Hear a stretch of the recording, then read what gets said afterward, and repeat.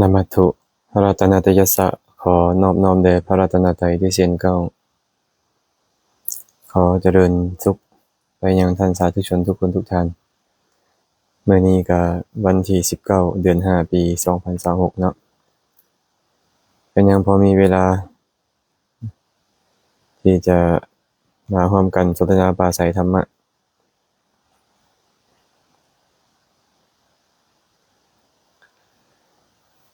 มื่อนี้มาซาแดจักหน่อยนะมาซาแดน้อยหนึ่ง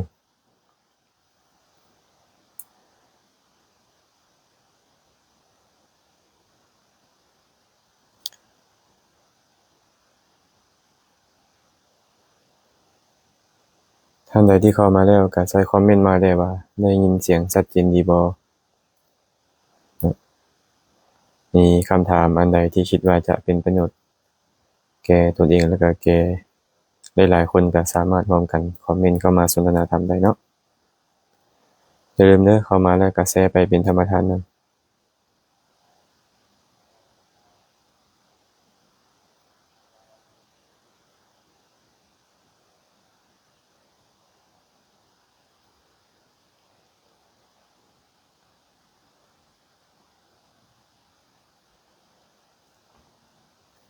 เจริญพรโยมจันแสง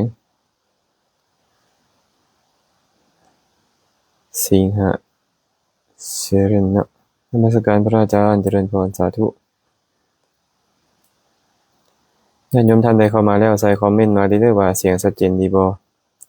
ฟังอยู่ไสแดแล้วก็แชร์ไปเป็นธรรมทานนำพร้อมเนาะ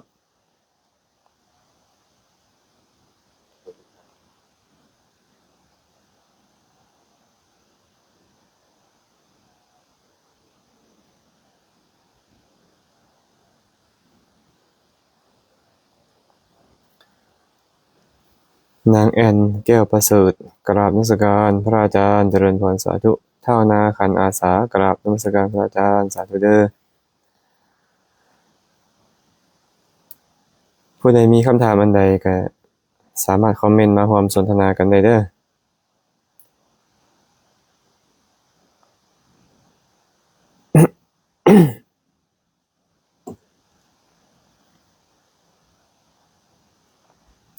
แม่กิ่งจันทวงศ์สาธุสาธุ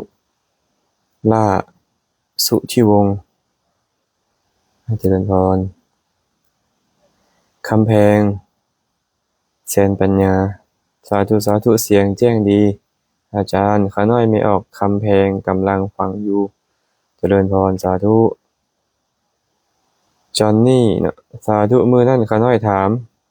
หากเวลาเบิดก่อนขาน้อยอนุญาตค้นคืนญาติคืนมื้อนี้เด้ออาจารย์ ลองคอมเมนต์เข้ามาว่าคำถามเป็นตัวใดนะเงินวงศิวงไซเนาะกราบนมัสการพระอาจารย์ฟังจากบ้านเกินเด้อสาธุเจริญพรอนุโมทนาบุญแม่แสงเดือนแสงกันนาลีญาติธรรมทางเมืองปากลายเนาะนมัสการอาจารย์เสียงแจ้งดีขาน้อยสาธุศรีสมุทรแก้วอรุณไซน้อมกราบนมัสการพระอาจารย์เสียงแจ้งดีเด้ออนุโมทนาบุญนำเด้อผู้ใดเข้ามาแล้วก็ซอยแชร์ไปเป็นธรรมทานเนาะมีคำถามก็สามารถคอมเมนต์เข้ามาได้ก็จะตอบคำถามให้กับทุกท่านที่เวลาพอมีต้องขออภัยเมื่อวานนี้ไฟฟ้าดับพอไฟดับก็อินเทอร์เน็ตก็หลุดคือกันก็เลยว่าบ่ได้สนทนาธรรมต่อเอาแล้วนะมื้อนี้ก็จะตอบปัญหาแรกให้กับโยมที่เพิ่นถามเข้ามาต่อจากมื้อก่อนหน้านั้นเนาะกราบนมัสการพระอาจารย์ข้าน้อยยังบ่ทันแจ้งใจเกี่ยวกับที่พระอาจารย์กล่าวว่าการให้ทานบ่สามารถบรรลุได้เนื่องจากว่าข้าน้อยเคยได้ยินได้ฟังว่าการให้ทานนี้ถูกต้องแม่นทานแบบปรุงแต่งจิตเป็นบริขารจิตเมื่อตายไปจะได้ไปเกิดในสั้นสุทธาวาสสิ้นจากสุทธาวาสแล้วจะบรรลุนิพพานเลยขอพระอาจารย์เมตตาอธิบายเติมแด่ทอนข้าน้อยสาธุอันนี้เป็นคำถามของเพิ่นนะขออนุโมทนาบุญน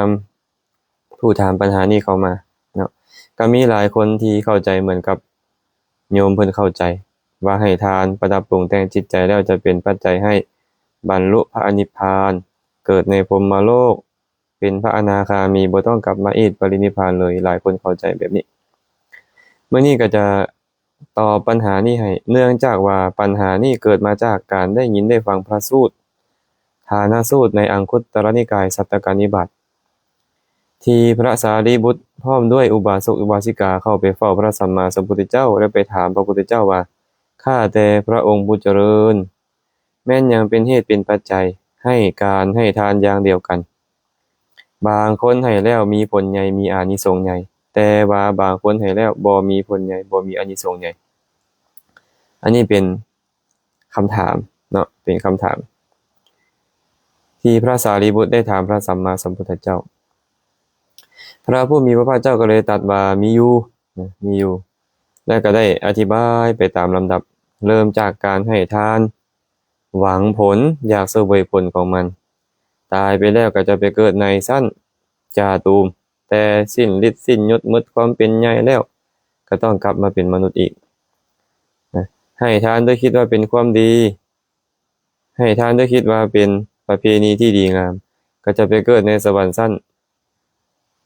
ดาวดึงแดสั้นยามาเดให้ทานด้วยคิดว่าสมณพราหมณ์หุงหาข้าวปลาอาหารบ่ได้ตัวเองหุงหาข้าวปลาอาหารได้ก็ไปเกิดในสั้นดุสิตให้ทาน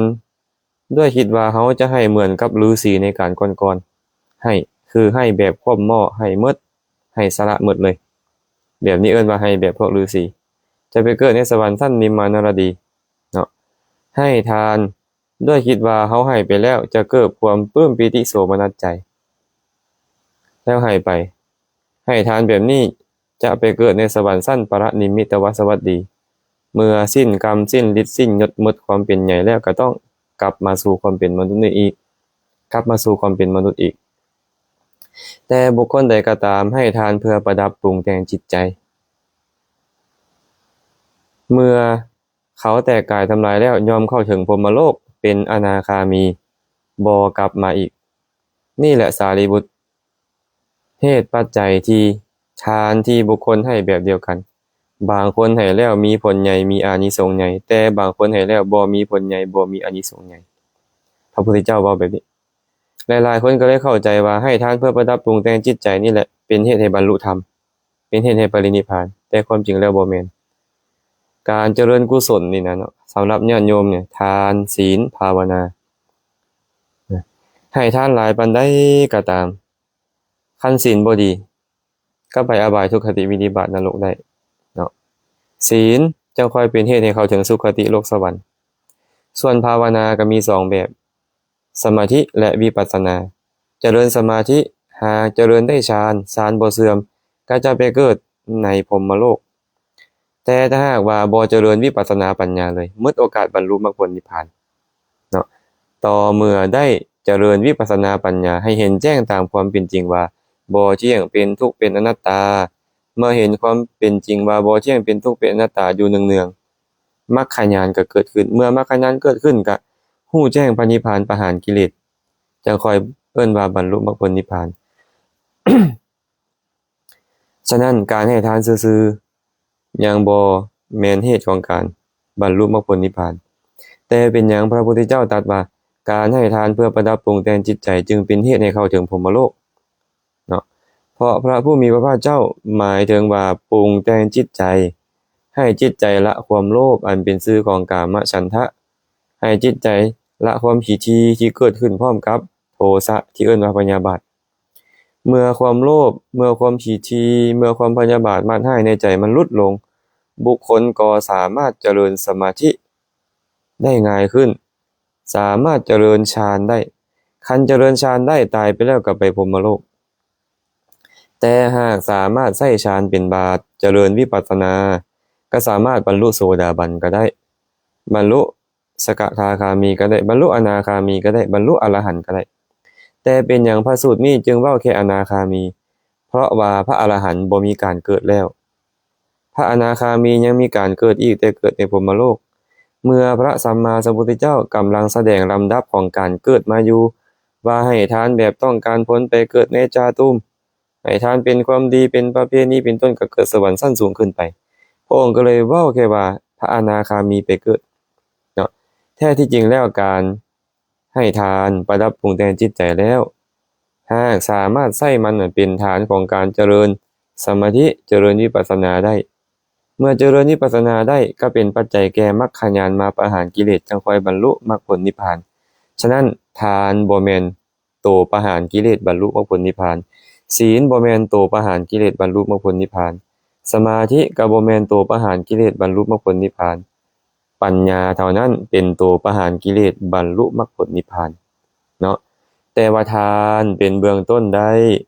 เฮ็ดให้ศีลเป็นเบื้องต้นได้สมาธิเป็นเบื้องต้นได้แต่สุดท้ายแล้วก็ต้องเจริญปัญญาเพื่อประหารกิเลสทานประหารกิเลสบ่ได้เนาะอย่างเช่นว่าเมื่อมีบุคคลมาถามเฮาว่าข้อยจะไปปากเซไปแนวใด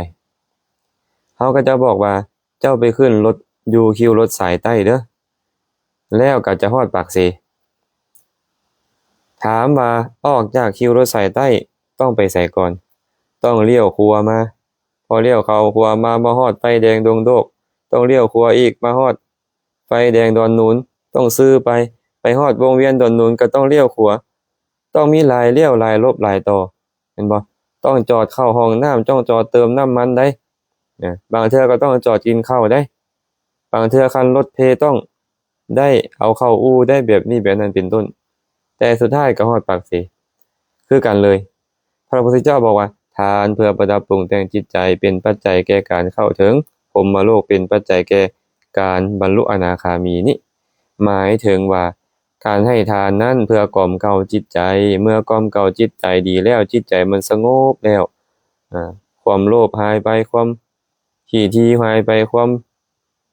โกรธหายไปเป็นปัจจัยให้ใจดีงามเมื่อใจดีงามก็สามารถเจริญฌานได้สามารถเจริญวิปัสสนาได้ฌานนั่นแหละเป็นปัจจัยให้เข้าถึงพรหมโลกวิปัสสนานั่นแหละเป็นปัจจัยให้เกิดมรรคญาณและประหารกิเลสแบบนี้ต่างหากเนาะอันนี้ตอบให้โยมผู้ถามมาแบบนี้เด้อตอบให้แบบนี้คันยังบ่เข้าใจก็สามารถถามมาอีกได้เนาะ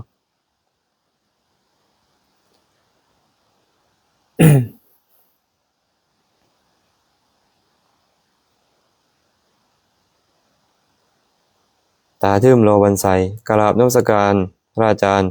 อธิบายการแบ่งแยกสงฆ์ให้ฟังแหน่ค่ะน้อย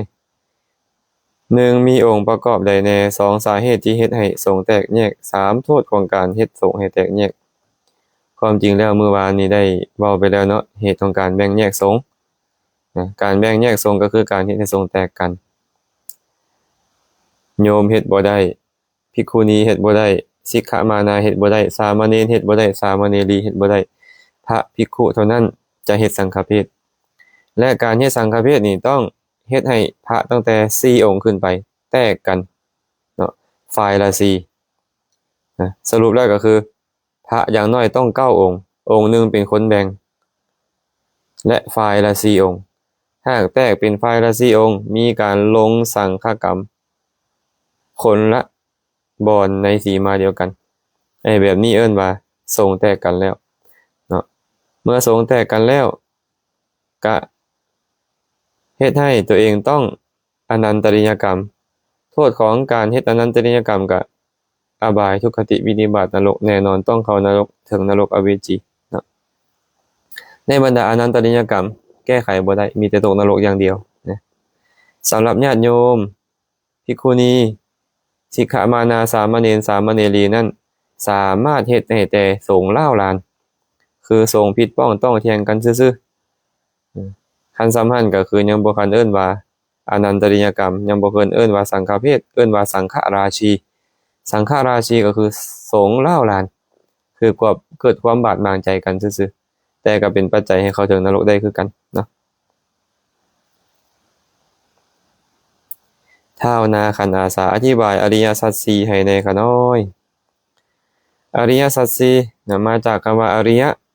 บอกสัจจะมีอยู่4อย่างเพิ่นก็เลยเอิ้นว่าอริยสัจ4อริยะแปลว่าประเสริฐสัจจะแปลว่าความจริงความจริงก็คือสิ่งที่บ่วิปริตแปรผันความจริงมีอยู่4ส่วนเนาะ1ส่วนของทุกข์ส่วนที่เป็นเหตุให้เกิดทุกข์ส่วนที่เป็นเหตุดับทุกข์และวิธีการ เข้าสู่ความดับทุกข์นะทุกข์คืออย่างทุกข์นี่นะทุกข์คือห่างกายจิตใจเอิ้นว่าขันธ์ห้าเนาะห่างกายนี่จิตใจนี่มีทั้งทุกข์กายมีทั้งทุกข์ใจนะห่างกายนี่จิตใจนี่แหละเอิ้นว่าทุกข์เหตุเกิดทุกข์ไม่อย่างความอยากหรือตัณหาที่มีอวิชชาเป็นมูลความอยากความต้องการนี่แหละอยากเห็นรูปอยากฟังเสียงอยากดมกลิ่นอยากลิ้มรสชาติอยากได้สัมผัสอยากรู้แจ้งทางใจเมื่อมีความอยากเกิดขึ้นก็ต้องมีการแสวงหาเมื่อมีการแสวงหาก็ได้มาเมื่อได้มาก็ต้องมีการคุ้มครองป้องกันดูแลห่วงแหนมีการฆ่ากันฟันกันด่ากันว่ากันทุกข์กันตีเกิดขึ้นกระทุกข์ตามมาเมื่อเจ้ามีความปรารถนาอยู่แบบนี้มันก็จะสร้างตาหูดังลิ้นกายใจขึ้นมาโรคภัยไข้เจ็บมันก็จะรวมลงมาอยู่ตาหูดังลิ้นกายใจเป็นต้นนี่เอิ้นว่าทุกข์เนาะตาหูดังลิ้นกายใจนี่แหละก็จะเวียนในสังสารวัฏนี่ตัณหาเหตุเกิดทุกข์เหตุดับทุกข์ก็คือนิพพานเนาะนิพพานนี่นะบ่แม่นเมืองบ่แม่นสถานที่เป็นธรรมชาติอย่างหนึ่งที่เกิดขึ้นขออภัยเป็นธรรมชาติอย่างหนึ่งที่มรรคญาณไปฮู้เฮาเลยเอิ้นมันว่าเกิดความจริงมันบ่มีการเกิดนิพพานนี่นะมรรคญาณคืออริยมรรคอันประกอบด้วยองค์8พร้อมมูลแล้วเอิ้นว่าโสดาปัตติมรรคใดสกทาคามิมรรคใดอนาคามิมรรคใดอรหัตตมรรคใดไปฮู้แจ้งมันเมื่อฮู้แจ้งมันแล้วตัณหาเกิดบ่ได้เพิ่นเลยเอิ้นธรรมชาตินั้นว่านิพพานเนาะส่วนอริยมรรคอันประกอบด้วยองค์8สรุปย่อๆลงคือศีลสมาธิปัญญาเอิ้นว่าทางหรือวิธีการไปสู่นิพพาน4อย่างนี่แหละเอิ้นว่าอริยสัจ4เพราะมันมี4อย่างเลยเอิ้นว่า4จัตตาริอริยสัจจานิเนาะมันมี4อย่างเป็นอย่างจะเอิ้นว่าอริยะล่ะประเสริฐแนวใดเพราะมันเฮ็ดให้คนธรรมดากลายเป็นพระอริยเจ้ากลายเป็นผู้ประเสริฐได้หรือเพราะมันเป็นสิ่งที่ทานผู้ประเสริฐเท่านั้นเข้าไปฮู้เป็นผู้ใดละประเสริฐพระพุทธเจ้าพระปัจเจกพุทธเจ้าพระอรหันต์พระอนาคามีสกทาคามีและโสดาบันที่เอิ้นว่าพระอริยเจ้าเข้าไปฮู้มันจึงชื่อว่าอริยสัจจะจะบอกว่าสัจจะของพระอริยเจ้าหรือสัจจะที่พระอริยเจ้าเข้าไปฮู้กันได้คือกันตอบให้ไปนี่เด้อ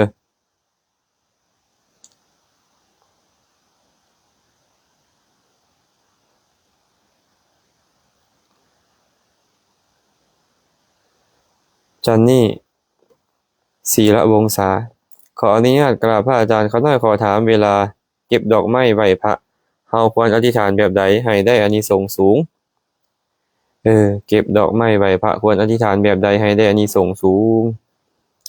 อานิสงส์นี่หมายถึงบุญแม่นบ่บุญเฮ็ดจังได๋สิได้บุญหลายเวลาเฮาไปปลูกข้าวอันนั้นเนาะเฮาก็เลือกเม็ดข้าวดีๆไปปลูกในดินดีๆเมื่อเลือกเม็ดข้าวดีแล้วไปปลูกดินดีแล้วมันก็จะเป็นปัจจัยให้ข้าวงอกงามชั้นใดก็ชั้นนั้นการที่เฮานึกถึงทานผู้ใดผู้หนึ่งน้อมไปถึงทานผู้ใดผู้หนึ่งที่มีคุณสูงส่งนั่นก็คือว่าเฮากำลังนึกถึงนะเหมือนกับเอาเข้าไปนะหากศรัทธาของเฮานึกถึงเพิ่นแล้วศรัทธาเกิดขึ้นอย่างมีกำลังเลยนั่นก็คือเป็นชื่อของเม็ดข้าวของเฮานี่นะมันเป็นเม็ดข้าวที่ดี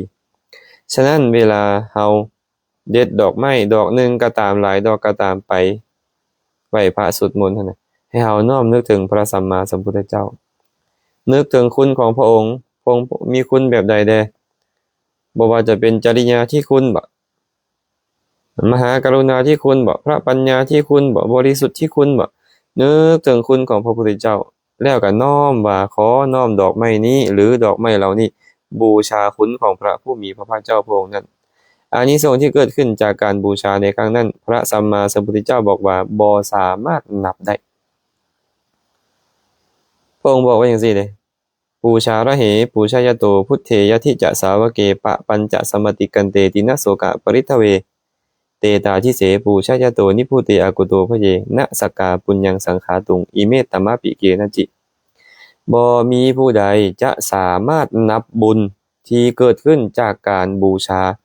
ของคนผู้บูชาพระสัมมาสัมพุทธเจ้าหรือบูชาพระสงฆ์สาวกของพระสัมมาสัมพุทธเจ้าพระองค์นั้น ที่ก้าวล่วงตัณหามานะทิฏฐิอันเป็นปะปัญจธรรมก้าวล่วงทุกปริเวทนาการผู้ดับสนิทแล้วผู้บ่มีอะไรคือตัณหาแล้วว่า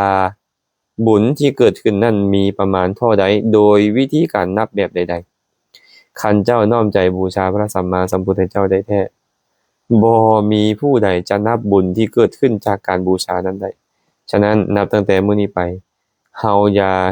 สักแต่ว่าไปเด็ดดอกไม้มาวางใส่ขันแล้วก็ก้มขับวับๆแล้วก็เซาอย่าเฮ็ดแบบนั้นได้ดอกไม้แล้วก็น้อมนึกถึงคุณของพระสัมมาสัมพุทธเจ้าพระองค์มีคุณแบบใดได้ล่ะสละทรัพย์มาแบบใดสละชีวิตมาแบบใดเลือดเนื้อมาแบบใดสละบุตรภรรยามาแบบใดมาตรัสรู้แล้วมีปัญญาที่คุณแนวใดมีมหากรุณาที่คุณแนวใดนึกถึงคุณของพระองค์และน้อมบูชาไปอานิสงส์นับประมาณบ่ได้นับประมาณบ่ได้เนาะแชทจันทองทิพย์น้อมนมัสการพระอาจารย์สาธุเด้อดึงหลวงชมพูสาธุน้อมกราบนมัสการพระอาจารย์เสียงแจ้งดีกันน้อยญาติธรรมทางเมืองคำเกิดเนาะหลักสาว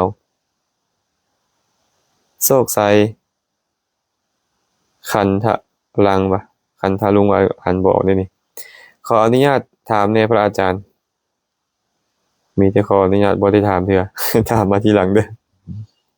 พอบรรปูกราบนมัสการพระอาจารย์สาธุขาน้อยเจริญพรอนุโมทนาซื้อพินดีน้อมกราบพระอาจารย์ขอโอกาสถามเฮาเป็นคนมักจัดดอกไม้บูชาพระเวลาไหว้พระชาติต่อไปเฮาสิเกิดมามีหน้าตาแบบใดขาน้อยโอ้อันนี้ตอบไปให้บ่ได้เด้ออันนี้บ่ฮู้ ถ้าตอบตามตรงว่าเฮาบ่สามารถฮู้ได้นะว่าชาติหน้าเฮาจะเกิดมาจังไดขอแต่ว่าเจ้าเฮ็ดด้วยความเลื่อมใสศรัทธาแน่นอนเลยเฮ็ดด้วยความเลื่อมใสศรัทธาความเลื่อมใสนั่นมันเป็นปัจจัยให้เกิดมาชาติใดๆมีผิวพรรณผ่องใสงดงามเนาะคันซั่นเวลาเฮาจัดดอกไม้บูชาก็อย่าจัดละล่าให้น้อมใจนึกถึงคุณของพระสัมมาสัมพุทธเจ้าให้ความเลื่อมใสศรัทธาของเฮานี่เกิดขึ้นเกิดมาชาติใดก็จะเป็นคนจบคนงามมีผิวพรรณบรรณะผ่องใสนะ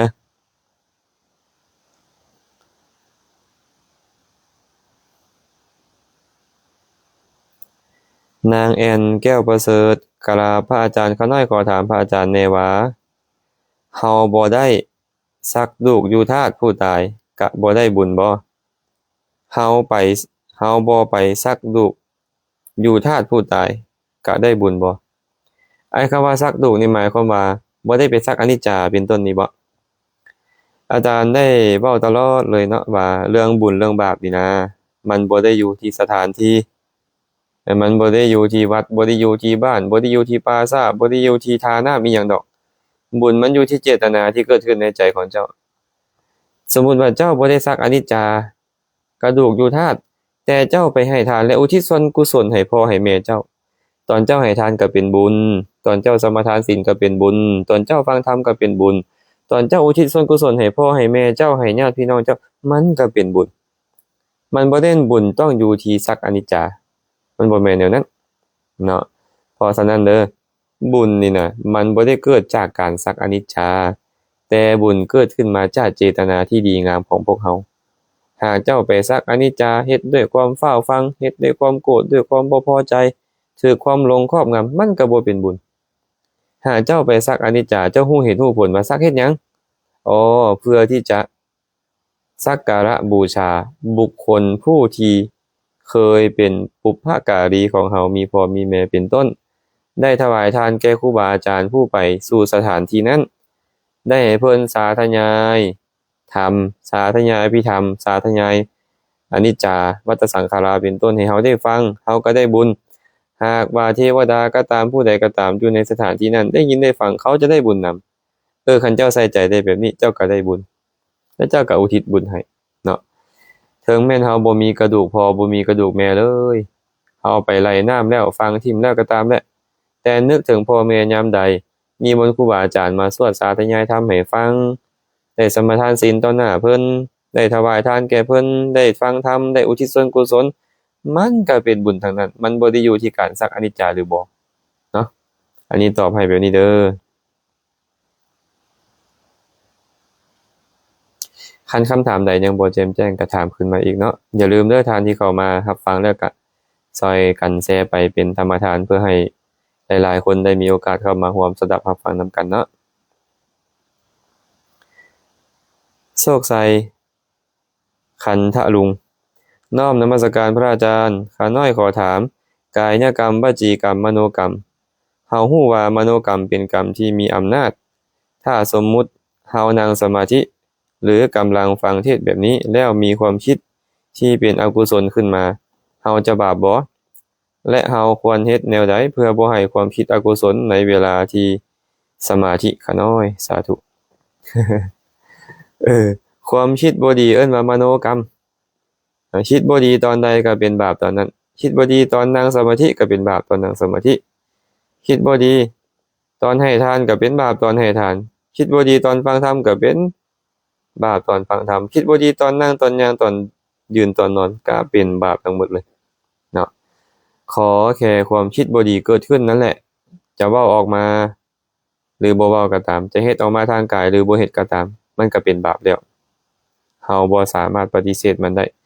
ในมื้อหนึ่งๆนี่นะ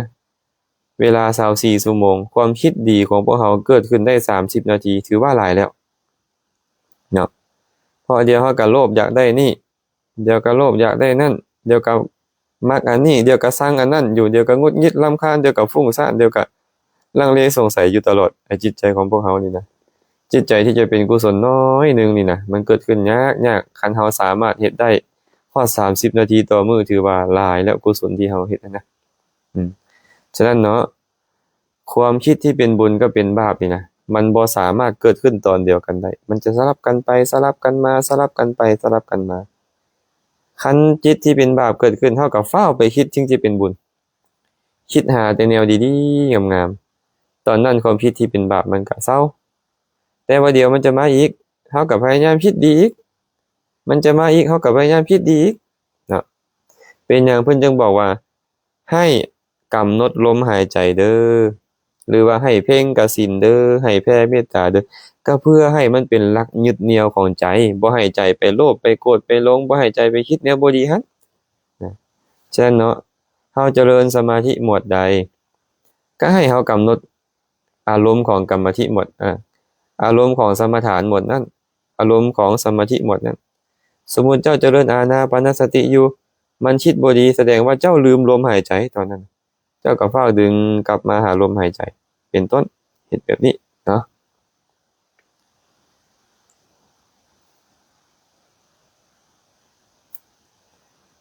ทรายคำแก้วคำพันธ์ขอนมัสการพระอาจารย์ขอโอกาสถามสติวิตกมนสิการต่างกันแนวใดคะน้อยและลำดับการเกิดขึ้นของ3อย่างนี้เป็นคือแนวใดบ่ฮู้ว่าคะน้อยถามถึกบ่ สติวิตกมนสิการต่างกันแนวใดสติแปลว่าความระลึกความระลึกได้เอิ้นว่าสติวิตกแปลว่าธรรมชาติที่ยกจิตเข้าไปสู่อารมณ์มนสิการแปลว่าธรรมชาติที่น้อมเอาอารมณ์มาให้จิตนะทั้ง3อย่างนี้นี่นะตัวที่1สติเกิดกับจิตประเภทที่ดีงามเท่านั้นสติต้องเกิดกับจิตที่ดีงามส่วนวิตกนะวิตกอะเกิดกับจิตทางที่ดีงามก็ได้บ่ดีงามก็ได้แม้แต่มนสิการก็คือกันมนสิการก็เกิดกับจิตได้ทุกประเภททุกดวงเลยเนาะฉะนั้น3อย่างนี่นะเกิดร่วมกัน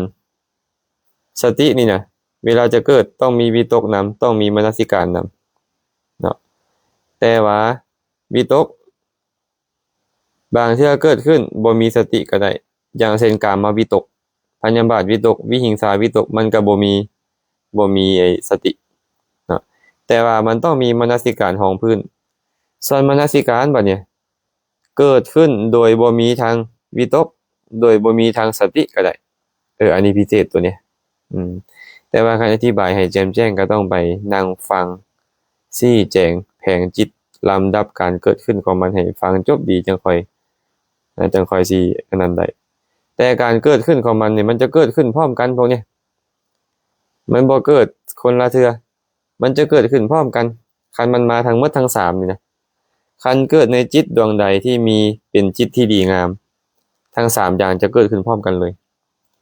แต่ถ้าเกิดกับจิตที่บ่ดีงามสองอย่างคือวิตกกับมนสิการจะเกิดขึ้นพร้อมกันดับพร้อมกันพร้อมแต่ว่าบางเทื่อบ่เนี่ยมันเกิดกับจิตเป็นประเภทวิบากที่บ่มีกำลังเอิ้นว่าจักขุวิญญาณเป็นต้นมันจะมีแต่มนสิการมันจะบ่มีทางวิตกมันจะบ่มีทางสติไอ้ตัวนี้เนาะตอบแบบนี้ก่อนเด้อตอบให้พ่อคลายคำสงสัยและจะได้ไปศึกษาอภิธรรมต่อสุดสาดาพรประเสริฐน้อมกราบนมัสการพระอาจารย์สาธุเจริญพร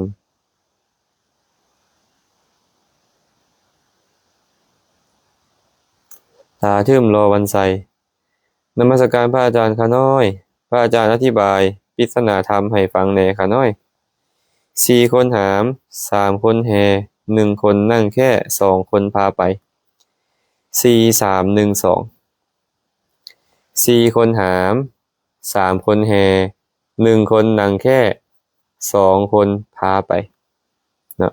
4 คนหามนี่หมายถึงธาตุ4ธาตุดินธาตุน้ำธาตุลมธาตุไฟก็คือร่างกายอันนี้เอิ้นว่า4 คนหามนะ3 คนแห่บัดเนี่ย3 คนแห่ก็คือความบ่เที่ยงความเป็นทุกข์ความเป็นอนัตตาเนาะร่างกายจิตใจนี่นะล้วนแล้วแต่เป็นไปกับความบ่เที่ยงความเป็นทุกข์และเป็นอนัตตา1 คนนั่งแค่บัดเนี่ย1 คนนั่งแค่คำว่า1 คนนั่งแค่ก็คือจิตวิญญาณนี้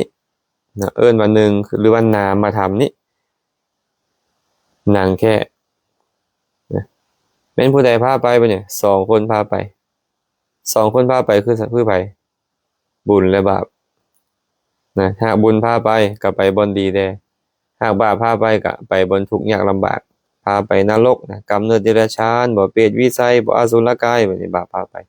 คันบุญพาไปก็ไปสู่สุคติโลกสวรรค์ฉะนั้นชีวิตของพวกเฮานี่นะจิตใจนี่นะมันตั้งอยู่เทิงขันธ์4ขออภัยมันตั้งอยู่เทิงธาตุ4นี่จิตใจนี่นะมันตั้งอยู่เทิงธาตุ4นี่คือดินน้ำลมไฟนี่รักษามันไว้เอิ้นว่า4 คนหามไปอยู่3 คนแห่ก็คือบ่เที่ยงเป็นทุกข์เป็นอนัตตาบ่มีอิหยังแน่นอนบังคับบัญชามันบ่ได้เจ้าของมันแท้ๆ1 คนนี่ก็นั่งแค่นี่ก็คือนี่แหละจิตใจนี่แหละดีชั่วก็อยู่นี่เนาะ2 คนพาไปก็คือความดีความชั่วพาไปนะอันนี้เพิ่นเป็นปริศนาธรรมนะวิธีการบ่กราบสาธุสาธุนะนุโมทามิค่ะโยมบ่วันเสริมมาขอกราบนมัสการด้วยความเคารพอย่างสูงเจริญพรญาติธรรมเมืองปากลายเนาะปัทมามุตตาพระอาจารย์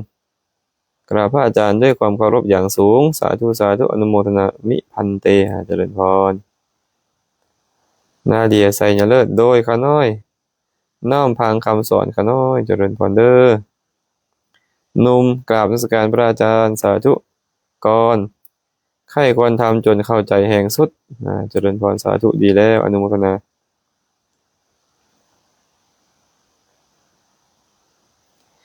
สิงหา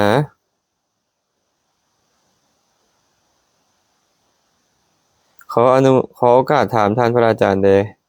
ขาน้อยถ้าเฮาสิสมาทานธุดงค์ข้อสันอาสนะเดียวเฮาต้องมีคำกล่าวบ่ขาน้อยหรือปฏิบัติเลยอีกคำถามขาน้อยป่วยหมอเพิ่นว่ากินยาต้องหาแนวห้องท้องสามารถสั่งหยังห้องท้องได้แหน่ขาน้อยขอความอนุเคราะห์แด่ขาน้อยโอ้น่าจะเป็นครูบาอาจารย์เนาะหากจะมาสมาทานธุดงค์ข้อสันอาสนะเดียวคำว่าสมาทานคือตั้งใจจะเอามาปฏิบัติตั้งใจจะเอามาปฏิบัติด้วยดีเอิ้นว่าสมาทานก็คือความตั้งใจนั่นแหละเอิ้นว่าสมาทานตั้งใจได้ไรล่ะนับแต่มื้อนี้เป็นต้นไปข้าพเจ้าจะสันอาสนะเดียวเท่านั้น คำว่าสันอาสนะเดียวนี่หมายถึงว่านางลงบอนใดแล้ว ฉันเข้าไปแล้วลุกจากสถานที่นั้นแล้วจะบ่สันอีกมีเอิ้นว่าสันคาบเดียวเนาะเข้าปลาอาหารก็ตามหมากไม้หมากตอกก็ตามสิ่งใดก็ตามที่เป็นอาหารบ่ว่าจะเป็นขนมนมเนยก็ตามนางอยู่บนหันสันอยู่บนหันแล้วลุกขึ้นบ่สันอีกนะนี่เอิ้นว่าสันอาสนะเดียวฉะนั้นเฮาก็ตั้งใจในใจเฮานี่แหละว่านับตั้งแต่มื้อนี้ไปข้าพเจ้าจะขอสมาทานองค์แห่งภิกขุผู้ถืออาสนะเดียวหรือว่าฉันอาสนะเดียวเป็นปกตินะเข้าใจเนาะ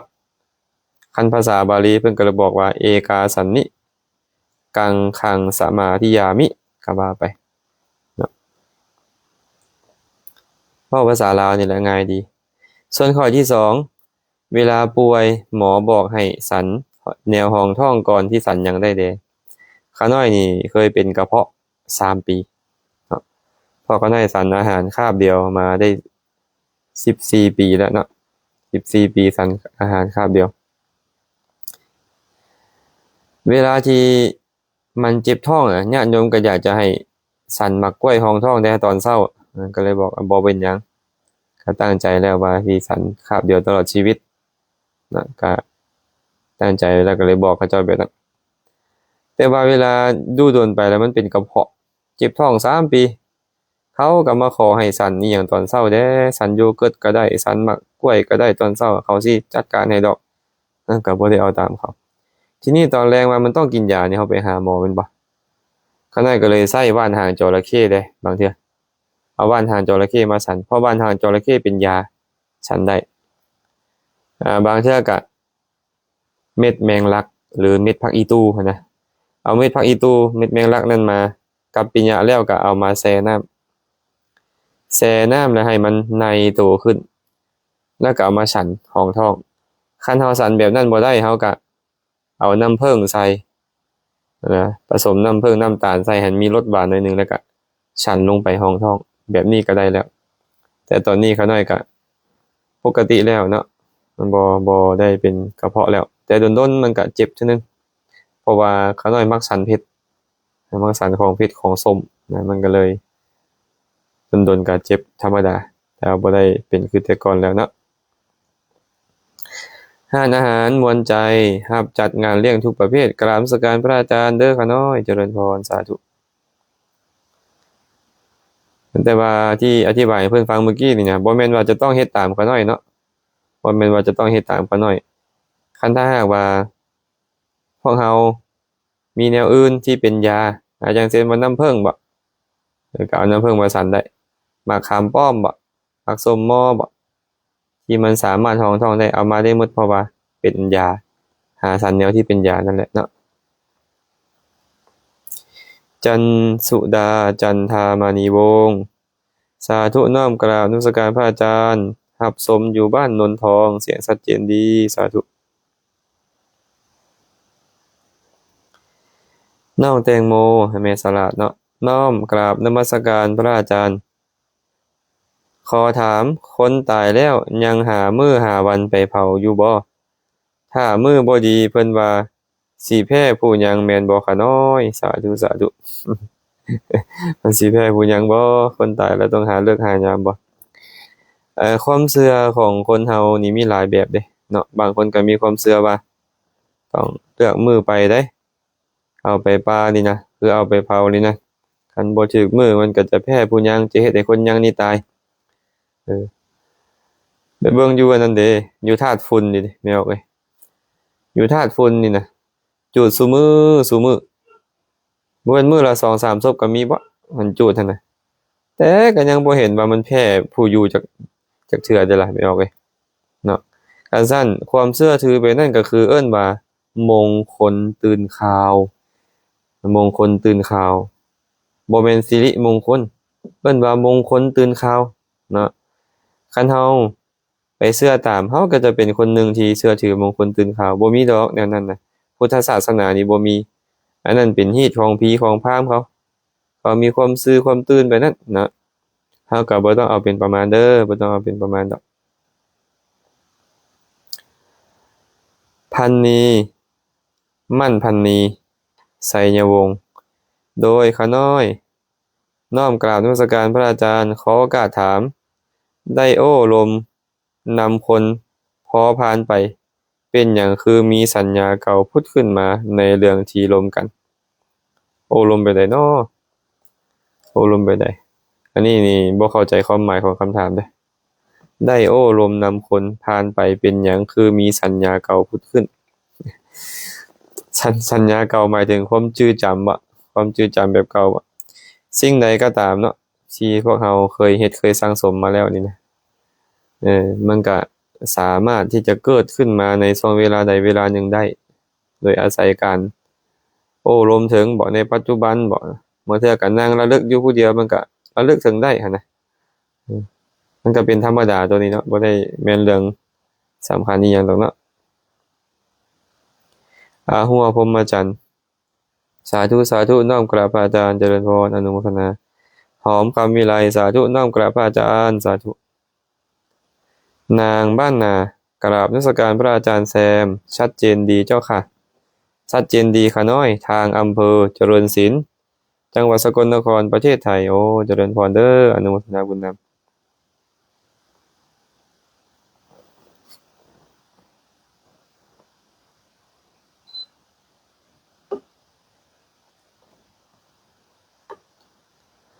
กราบนมัสการพระอาจารย์ข้าน้อยขอถามว่าเมื่อร่างกายเฮามีอาการเจ็บเป็นหยังเฮาจะต้องคิดหรือปฏิบัติแนวใดเพื่อให้ลดผ่อนอาการเจ็บเป็นดังกล่าวข้าน้อยเข้าใจและยอมรับว่ามันเป็นเรื่องบ่ง่ายเลยสำหรับมนุษย์ทั่วไปเวลามีอาการเจ็บป่วยแล้วสติสัมปชัญญะจะเป็นปกติโอ้อันนี้ถูกต้องหลายอันนี้เป็นคำถามที่ตอบยากเหลือเกินนะเวลาความเจ็บเป็นเอ็นอุ่นมาครอบงำเฮานี่นะบ่ว่าจะเป็นผู้ใดผู้หนึ่งก็ตามจะให้อยู่ซื่อๆได้บ่แม่นเรื่องธรรมดาและถ้าหากจิตใจของเฮาเสียหายในก่อนตอนเจ็บป่วยหั่นนะคันตายตอนนั้นก็จะเป็นปัจจัยให้เข้าถึงอบายทุกขติวินิบาตนรกพร้อมนะจะเป็นปัจจัยให้เข้าถึงอบายทุกขติวินิบาตนรกทีนี้ถ้าหากว่าเฮานี่นะบ่ได้ฝึกเอาไว้นี่นะบ่ได้ฝึกเอาไว้แต่เดี๋ยวนี้แน่นอนแหละเวลาความเจ็บความเป็นมันเกิดขึ้นเฮาก็จะบ่สามารถที่จะต่อสู้กับมันได้คำว่าต่อสู้คือยอมรับมันบ่ได้ไอ้อาการที่มันเจ็บปวดนี่นะแม้แต่พระสัมมาสัมพุทธเจ้าผู้เป็นพระอรหันต์แล้วก็ยังต้องพ้อแต่วิธีการใส่ใจของเพิ่นก็คือรู้จักมันว่ามันบ่เที่ยงเป็นทุกข์เป็นอนัตตาบังคับบัญชาอีหยังบ่ได้เมื่อเข้าใจมันเรื่อยๆเข้าใจมันเรื่อยๆเข้าใจมันเรื่อยๆปัญญามันแหลมคมขึ้นนั่นน่ะช่วงระยะเวลาที่สติปัญญามันเกิดขึ้นอยู่แบบนี้นี่มันก็จะบ่ไปรู้สึกถึงความเจ็บปวดมันเห็นเป็นปกติไปนี่จิตใจมันก็เป็นกุศลไอ้ใจที่เป็นกุศลอยู่หั่นน่ะมันบ่สร้างทุกข์เนาะตอนที่เฮาบ่มักความเจ็บปวดนั่นคือโทสะบาปเกิดขึ้นตอนนั้นเฮ็ดจังใดก็ได้ให้มันเป็นกุศลบางเทื่อต้องระลึกถึงพระพุทธพระธรรมพระสงฆ์บางเทื่อต้องใส่ใจในอารมณ์ของกรรมฐานเป็นต้นนั้นฉะนั้นเราต้องฝึกแต่เดี๋ยวนี้แหละฝึกยอมรับก่อนเบื้องต้นเนี่ยฝึกยอมรับมันก่อนเมื่อยอมรับมันได้แล้วใจเราก็จะบ่เสียหายนะไอ้ใจบ่เสียหายนั่นแหละเจ็บอยู่แต่ใจบ่เสียหายมันก็ธรรมดามาสังเกตเบิ่งเด้ออันนี้อาตมาที่เว้าเรื่องปัจจุบันให้ฟังเลยอยู่วัดป่านาคามนี่นะมีโรงอบยาก็คือเขาเอาไปไฟไปดังต้มน้ำอยู่นอกแล้วปล่อยทออายน้ำเข้าไปครูบาอาจารย์ก็จะไปนั่งอยู่ไหนไปนั่งให้ความร้อนมันเข้าไปอบนี่นะให้ความร้อนเข้าไปอบทีนี้เมื่อเข้าไปอยู่ในสถานที่นั้นแล้วความร้อนมันก็ลายขึ้นเหือก็ออกแต่ว่ามันก็เฉยๆคือว่ามันก็คือบ่ร้อนนี่ก็คือว่ามันบ่แม่นว่าคือบ่ร้อนมันก็เป็นเรื่องธรรมดาที่ยอมรับมันได้เนาะคันเฮามาอยู่แบบนี้เด้เอาอยู่ปกติแบบนี้อากาศร้อน30องศาพวกเขาก็คือว่าร้อนแฮงแล้วแม่นบ่แต่ตอนที่เขาเจ้านี่นะตอนที่เขาเจ้าเข้าไปอยู่ในห้องอบที่มันร้อน 40-50องศาเป็นหยังคืออยู่ได้คือบ่มีปฏิกิริยาอีหยังเขาเตรียมรับมันแล้วยอมรับมันแล้วเข้าใจมันแล้วว่าเข้ามานี่ต้องร้อนแบบนี้ทุกข์มันก็น้อยลงแต่ถามว่าร้อนบ่ร้อนแต่ว่าความทุกข์ใจมันน้อยลงย้อนหยังเตรียมรับแล้วยอมรับมันแล้วฉะนั้นเราก็เลยต้องเฝ้าเตรียมรับยอมรับแต่ปัจจุบันนี้นะเฝ้าต่อรับแต่บัดนี้มีคำถามหนึงเข้ามาเพิ่นรัดคิวให้เพิ่นเด้อชื่อเพิ่นนี่ชื่อหยังน้อนี่เนาะคำโดนรับเหมาก่อสร้างครูบาบ่แถคิว อ่านให้เพิ่นกันเด้อครูบาบ่แถคิวเพิ่นว่าเพิ่นคอมเมนต์เข้ามาเนาะคิวดกคิวหนาคักแท้ครูบาบ่แถคิวเป็นแนวใด อันนี้ขอบใจในคอมเมนต์เพิ่นเนาะเพราะว่าอาตมาเคยอาตมาเคยนั่งรถมามีโยมคนหนึ่งมาถามอาตมาอันนี้เป็นคนไทยเด้อคนไทยเพิ่นถามมาพระทำไมไม่โปรงคิ้วเพิ่นว่าทีนะอาตมาก็เลยตอบไปว่าโยมถ้าอาตมาโปรงคิ้วโยมจะไม่ได้ถามอาตมาวันนี้ดีแล้วที่โยมมาถามอาตมาว่าทำไมพระไม่โปรงคิ้วอาตมาจะพูดให้ฟังอาตมาก็เลยว่าจังซั่นอันนี้คือกันเพิ่นคอมเมนต์มาว่าครูบาที่เว้าอยู่นี้ตัดสรู้ได้แท้อยู่วะ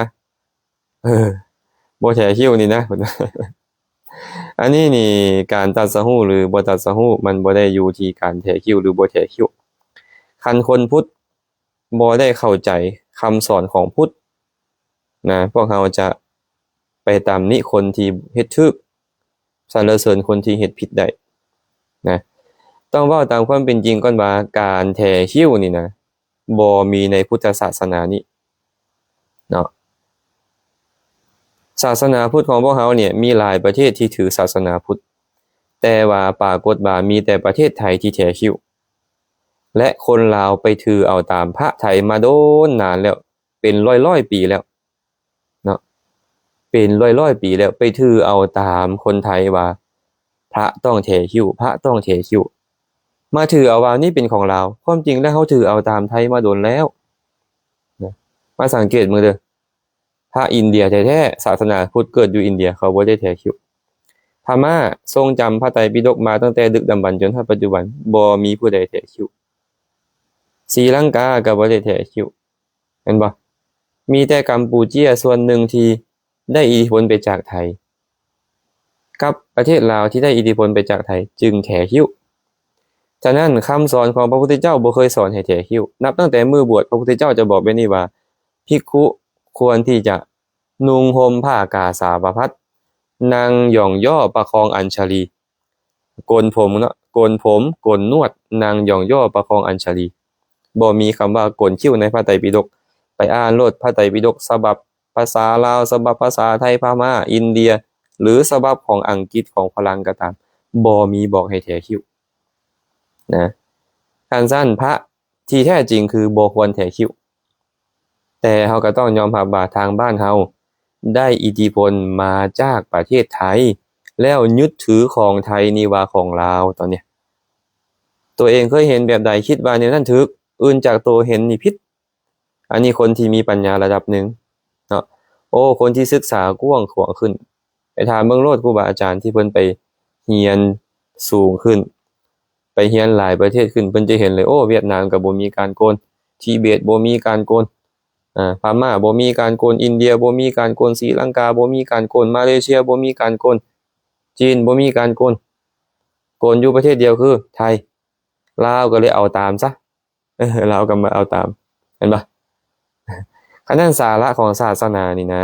มันบ่ได้อยู่ที่หม้องนี้เด้อพวกเด้อสาระของศาสนาคือฝึกคิดดีๆฝึกเว้าดีฝึกเฮ็ดดีนี่คำสอนในทางศาสนาสอนให้คิดดีเว้าดีเฮ็ดดีเนาะอันนี้พอเข้าใจเนาะเพิ่นถามมาต่อว่าพระลาวกินข้าวแรงกินเบียร์แม่นบ่อันนี้บ่ฮู้นำเพิ่นเด้ออันนี้เด้ออาตมานี่บ่ได้กินข้าวแรงบ่ได้กินเบียร์เนาะกินข้าวคาบเดียวนะแล้วกินข้าวคาบเดียวมาหลายปีแล้วแล้วก็บ่ฮู้ว่าเพิ่นกินเบียร์หรือบ่กินเบียร์บ่ได้ เคยเห็นพวกเพิ่นกินให้เบิ่งบ่เคยเห็นแบบนั้นเนาะอันนี้ต้องขออภัยที่ตอบคำถามพอออกบ่ได้เด้อเป็นอันว่าคำถามพอออกคำโดนรับเหมาก่อสร้างเนาะซื้อเพิ่นน่าจะได้คำตอบแล้วเนาะน่าจะได้คำตอบแล้วเด้อตอบให้แบบนี้เด้อ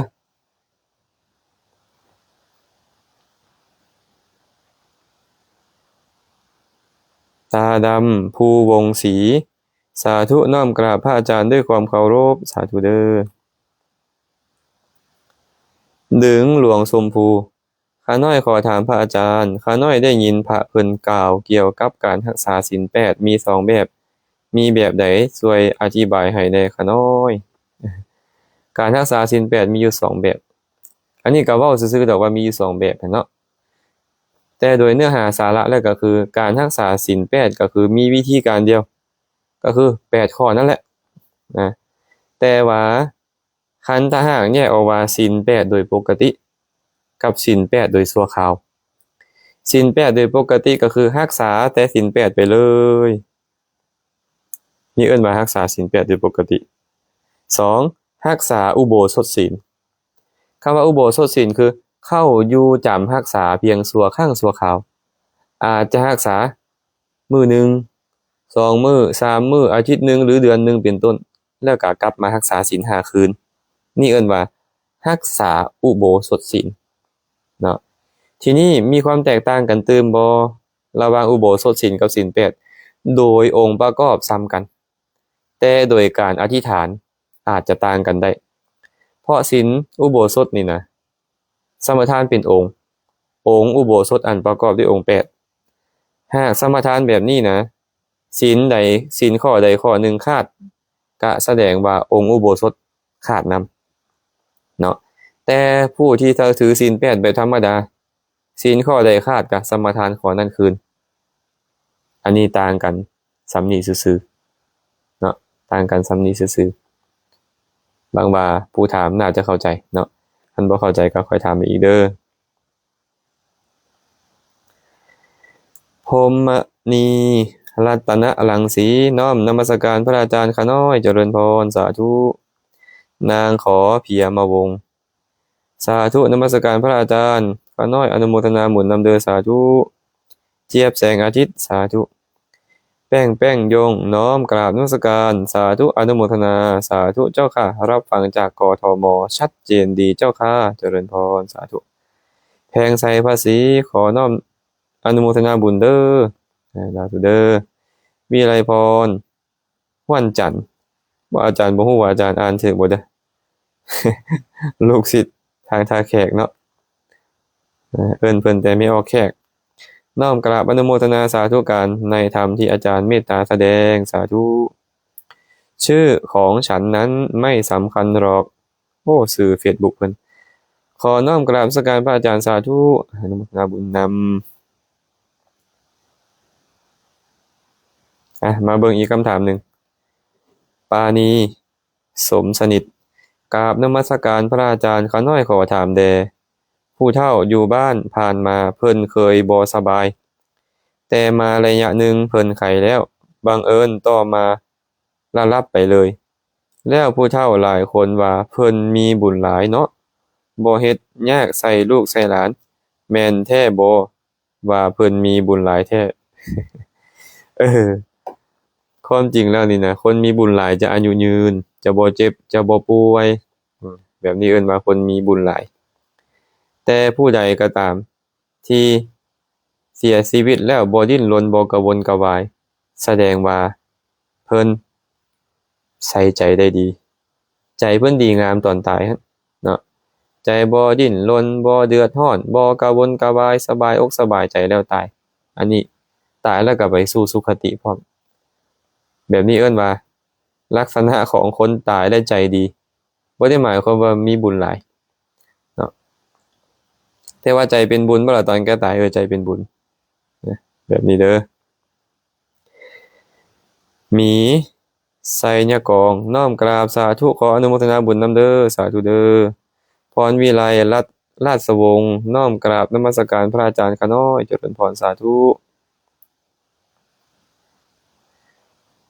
สิงหาขอโอกาสท่านอาจารย์ขอวิธีลดราคะแด ราคะนี่นะมันพอใจในความงาม มันพอใจในสิ่งที่ดีรูปดีๆเสียงมวลๆกินหอมๆรสชาติแซ่บๆมันพอใจแนวนั้นไอ้ราคะนี่เฮาก็บ่ต้องให้อาหารมันอันใดเป็นอาหารของมันรูปเสียงกลิ่นรสสัมผัสที่ดีเป็นอาหารของมันแม่นบ่เฮาก็ให้อาหารของอโลภะแม่นหยังล่ะอาหารของอโลภะความบ่งามนะไปพิจารณาความบ่งามอย่างเช่นซากศพบ่หรือแม้แต่พิจารณาร่างกายของเฮานี่ให้แยกออกมาให้เห็นสิ่งที่บ่งามต่างๆผมแยกออกมาต่างหากขนแยกออกมาต่างหากเล็บแยกออกมาต่างหากแข้วหนังสิ้นเอ็นกระดูกปอดตับม้ามพังผืดอวัยวะไส้ใหญ่ไส้น้อยเป็นต้นแยกออกมาพิจารณาแยกออกมาให้เห็นตัณหามันก็ลดตัวลงเองเพราะมันบ่มักสิ่งที่เป็นปฏิกูลสิ่งที่บ่งามเนาะหรือพิจารณาซากศพดูซากศพกำลังขึ้นอืดขึ้นพองเด้ซากศพที่มีเลือดมีหนองไหลออกเด้ซากศพที่มีต้นนอนจื้อแน่เป็นต้นแบบนี้นะอันนี้ตอบให้ไปดีเด้อวีนาคชพงศ์นมัสการพระอาจารย์โยมขอถามนำดอกมะลิหอมๆปลอดสารพิษใส่ในข้าวใส่บาตรพระสมควรหรือไม่อย่างไรเจ้าคะก็สมควรนะโยมนะเป็นสิ่งที่ดีเป็นสิ่งที่ควรทำนะเพราะว่าเราน้อมใจบูชาท่านมันก็ได้บุญได้กุศลอันนี้ไม่ผิดอะไรเนาะไม่ผิดอะไร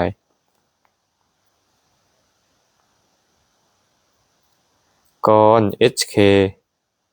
การบูชาพระพุทธเจ้าคือการเชื่อว่าพระพุทธเจ้าฮู้จริงฮู้แท้เชื่อในการตรัสรู้ของเพิ่นและเอาไปปฏิบัติอันนี้เพิ่นน่าจะเป็นการเพิ่มเติมความคิดมาให้เฮาได้พิจารณานำเนาะตาดำภูวงศรีสาธุพระอาจารย์ข้าน้อยขอโอกาสถามพ้นทุกข์กับนิพพานความหมายอันเดียวกันบ่ต่างแต่คำเว้าความหมายอันเดียวกันเนาะตราบใดก็ตามบุคคลยังบ่เข้าถึงนิพพานยังบ่ฮู้แจ้งนิพพานก็ยังต้องเวียนว่ายตายเกิดในสังสารทุกข์นี้อยู่เนาะมื้อใดก็ตามบุคคลบรรลุพระนิพพานฮู้แจ้งพระนิพพานแล้วมื้อนั้นบุคคลก็จะพ้นไปจากวงเวียนแห่งความทุกข์ท่านพ้นทุกข์กับนิพพานอันเดียวกันเนาะหรือว่าสิ้นอาสวะก็อันเดียวกันมีหลายคำเว้าที่สามารถเว้าแทนอย่างเดียวกันนี้ได้จอนนี่ศีระวงศาขอบใจพระอาจารย์ที่อธิบายให้ฮู้แจ้งถึงการเก็บดอกไม้เจริญพรสาธุเด้อท่านใดที่อาตมาบ่ได้อ่านชื่อหรืออ่านบ่ทันก็ต้องขออภัยเด้อจินตนาแสงคำยองกราบสาธุกำลังรับฟังเสียงแจ้งดีบ้านห้วยหงส์ขะน้อยสาธุเด้อนางรำไพเอี้ยงเจริญน้อมกราบนมัสการอนุโมทนาสาธุเจ้าค่ะสาธุน้อยวันวิไลสาธุมาเบิ่งอีกคำถามหนึ่งขายเครื่องราคาถูกสนใจถามได้ออนไลน์อันนี้ซื้อเพจเพิ่นเนาะสาธุเด้อพระอาจารย์เขาได้ขอถามเวลาที่เฮาไปเฮ็ดบุญสมทานน่าจะเป็นสมทานศีลเนาะสมทานศีลที่ใดที่หนึ่งก็ตามแล้วเขามีแต่นบไหว้เคารพอย่างจริงใจแต่สร้างขออธิษฐานหยังแบบนี้ก็ได้บุญอยู่บ่โอ้อ่านหนังสือบ่ออกอาตมานะเพิ่นเขียนหนังสือบ่ตกเนาะเพิ่นเขียนหนังสือขาดๆเกินๆเด้ผู้ใดอ่านแล้วเข้าใจคำถามซอยอ่านและคอมเมนต์มาใหม่ได้บ่นี่เวลาเฮาไปเฮ็ดบุญสถานที่ใดหนึ่งโอ้ไปเฮ็ดบุญอยู่สถานที่ใดหนึ่งก็ตาม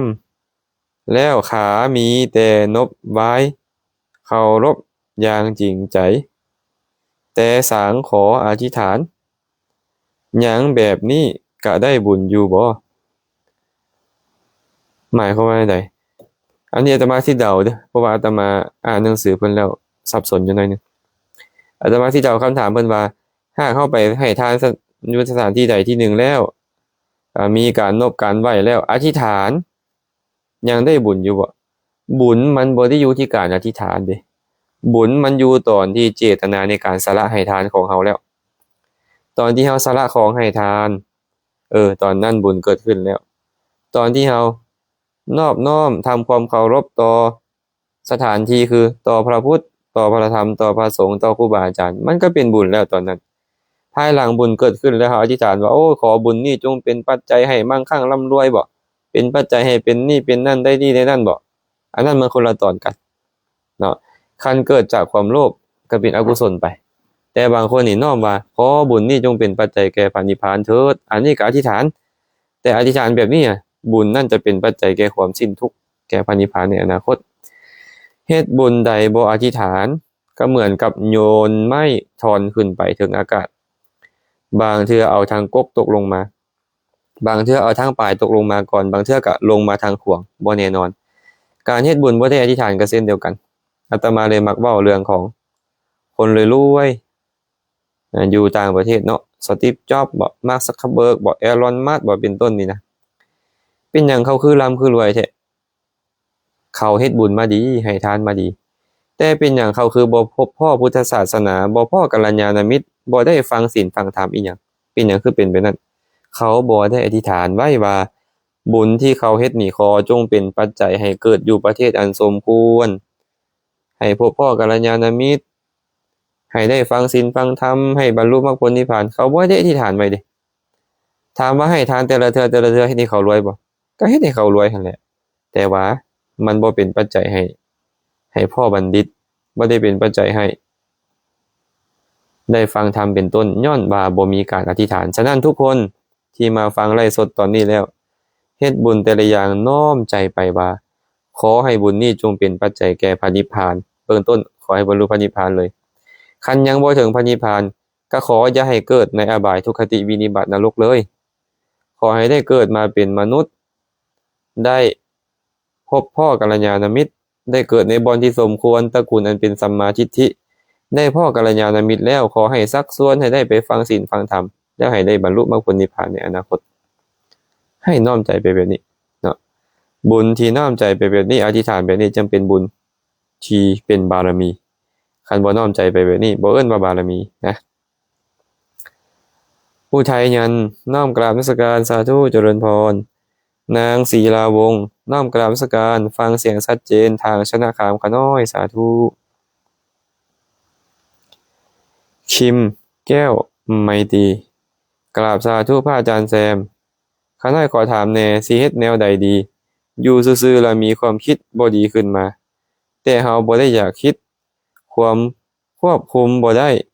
มันมักเกิดขึ้นหลายเทื่อเฮาสิบาปบ่ข้าน้อยคิดบ่ดีตอนใดก็บาปตอนนั้นแหละเนาะคิดบ่ดีตอนใดก็บาปตอนนั้นบ่แม่นเฮาบ่อยากคิดเฮาอยากคิดแต่คิดแล้วเฮาบ่พอใจในความคิดนั้นซื่อๆคันบ่อยากมันบ่คิด มันอยากแล้วมันยังคิดไปคิดปุ๊บมันก็ต่อเติมให้เลยให้เป็นเรื่องเป็นราวขึ้นมาแสดงว่าตอนนั้นน่ะนะใจของเฮาเป็นบาปไปแล้วคันเฮาบ่พอใจมันคือคิดแบบนี้มันคือคิดบ่ดีแบบนี้ไอ้ตอนบ่พอใจนี่ก็เป็นความโกรธเป็นโทสะก็เป็นบาปอีกนะคันซั่นพระพุทธเจ้าจึงสอนสติปัฏฐานเอาไว้สอนว่าใดล่ะพิจารณาเห็นจิตในจิตให้พิจารณาเห็นจิตว่าจิตตอนนี้เฮาฟุ้งซ่านจิตตอนนี้ประกอบด้วยราคะจิตตอนนี้บ่ประกอบด้วยราคะจิตตอนนี้ประกอบด้วยโทสะจิตตอนนี้บ่ประกอบด้วยโทสะเป็นต้นฮู้แล้วก็ปล่อยมันฮู้แล้วก็ปล่อยมันทุกๆครั้งที่เฮาฮู้มันหยุดเองคันเฮาฮู้มันดูเข้ามันก็หยุดไปเลยกุศลก็เกิดขึ้นต่อกันไปและการพิจารณาแบบนี้นี่จะเป็นปัจจัยให้เฮาบรรลุมรรคผลนิพพานได้ในอนาคตพร้อมหากว่าปัญญามันบริบูรณ์นะอันนี้ตอบให้ไว้นี่เด้อบ่มีหยังที่สามารถควบคุมได้เด้อบ่มีหยังสามารถควบคุมได้มีแต่สร้างเหตุบ่ให้มันเป็นแบบนั้นซื่อๆมิมีวิลาพรศิริวงศ์กราบสาธุพระอาจารย์ข้าน้อยขอถามแด่วันศีลข้าน้อยจะบูชาห้านพระอยู่เฮือนด้วยขันดอกไม้เข้าน้ำบูชาไหว้พระเป็นบุญบ่พร้อมนั่งสมาธิได้กุศลบ่แน่นอนการที่พวกเฮาหั่นนะเฮ็ดการบูชาด้วยดอกไม้ด้วยของหอมก็ตามด้วยน้ำดื่มก็ตามนั่งสมาธิก็ตามเป็นบุญทั้งหมด เนาะนางเวลาใดบ่ว่าแต่วันพระดอกเฮ็ดมื้อใดๆก็เป็นบุญหมดคันเจ้าไปเฮ็ดแต่วันพระเจ้าก็จะได้บุญแต่วันพระนั้นคันเจ้าเฮ็ดมื้ออื่นๆจากวันพระนั้นเจ้าก็จะได้บุญมื้ออื่นนำคันซั่นเฮาจะไปท่าแต่วันพระเด้อเนาะบูชาดอกไม้ได้บุญบ่แน่นอนบูชาคันเฮาน้อมนึกถึงคุณของพระพุทธเจ้าบุญแน่นอนเนาะนั่งสมาธิเด้อขาน้อยนั่งสมาธิก็ระลึกในอารมณ์ของกรรมฐานบ่ว่าจะเป็นพุทธานุสติบ่ธรรมานุสติเป็นต้นบ่เมตตาบ่อานาปานสติบ่กายคตาสติหรือเจริญวิปัสสนาให้เห็นว่าอันใดก็บ่เที่ยงจักอย่างเป็นต้นได้บุญทั้งนั้นนะเป็นบุญแต่บ่จำเป็นต้องเฮ็ดแต่วันพระใดต้องเฮ็ดทุกๆมื้อเด้ออนุโมทนาบุญนำคำถามวันมอกเพลงสวัสดิ์น้อมนมัสการพระอาจารย์ขาน้อยแชร์เป็นธรรมทานสาธุญาติธรรมทางสวรรค์เขตเนาะ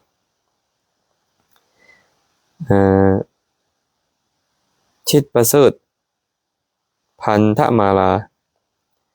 น้อมนมัสการพระอาจารย์ขาน้อยขอโอกาสถามสมมุติว่ามีพ่อผู้หนึ่งนั่งอาสนะสูงกว่าครูบาโดยที่ผู้เกี่ยวบ่ฮู้เพราะว่ามีผู้กะเกี่ยมให้เรานั่งถามว่าผู้นั่งหรือผู้กะเกี่ยมจะเป็นบาปไอ้บาปบ่อยู่ที่การนั่งหรือการกะเกี่ยมบาปอยู่ที่เจตนาดีหรือบ่ดี ถ้าจะลืมไอ้จุดนี้แหละที่เอิ้นว่าบุญหรือบาปเจตนาดีเป็นบุญเจตนาบ่ดีเป็นบาปหากเขาเจตนาที่จะบ่เคารพบ่อ่อนน้อมต่อครูบาอาจารย์นั่งอยู่บ่อนใดก็บาปบ่นั้นเนาะคันเจตนาดีมันเกิดขึ้นอยู่เฮาบ่ได้ใส่ใจเลยว่ามันสูงกว่าครูบาอาจารย์บ่ได้ใส่ใจเลยว่าเฮาจะบ่เคารพบ่นอบอีหยังตอนนั้นนี่แยงหูฟังธรรมก็เข้าใจธรรมะตอนนั้นก็เป็นบุญอยู่เนาะแต่ที่ถูกต้องหั้นนะเฮาก็ควรที่นั่งอยู่อาสนะที่เหมาะสมกับเฮาก็เบิ่งก่อนคนที่เขาเจ้าเป็นบัณฑิตนี่เนาะเขาก็จะเบิ่งว่าอาสนะนี้เหมาะสมบ่คันบ่เหมาะสมก็บ่นั่งใกล้เกินไปก็บ่นั่งไกลเกินไปก็บ่นั่งอยู่ทางหลังก็บ่นั่งเด้เวลาเขาเข้าไปหาครูบาอาจารย์ให้นั่งเอียงๆหน่อยนึงอย่าไปนั่งอยู่เหนือลมเป็นต้นวิธีการเข้าหาครูบาอาจารย์เนาะก็เบิ่งสถานที่ว่าเหมาะสมแก่ตนเองบ่ตนเองเป็นคฤหัสถ์เป็นผู้ฟังธรรมครูบาอาจารย์เป็นบรรพชิตเป็นผู้กล่าวธรรมหากตัวเองอยู่สูงก็แสดงว่าตัวเองบ่เคารพก็ต้องเลือกเบิ่งสถานที่ที่เหมาะสมสำหรับตัวเองเด้อ